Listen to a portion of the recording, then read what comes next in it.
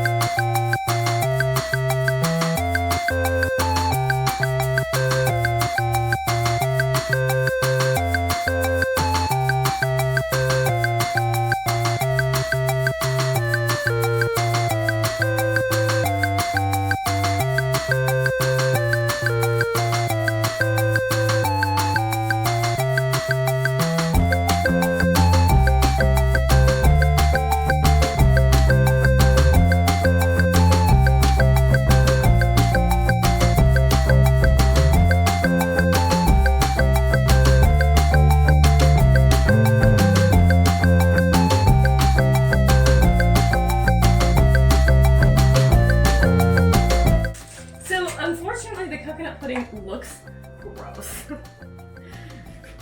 because it's like gray.